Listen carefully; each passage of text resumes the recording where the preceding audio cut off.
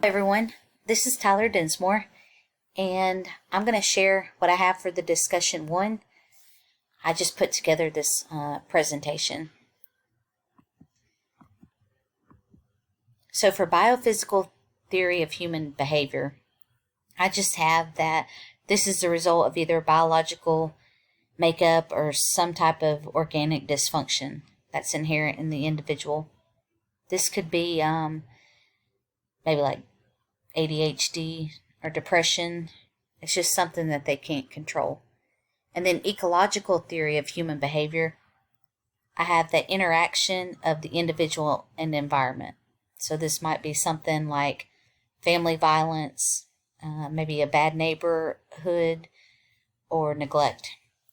And then the other one, the last one, behaviorist theory of human behavior, I have as behaviors are related to associations and consequences.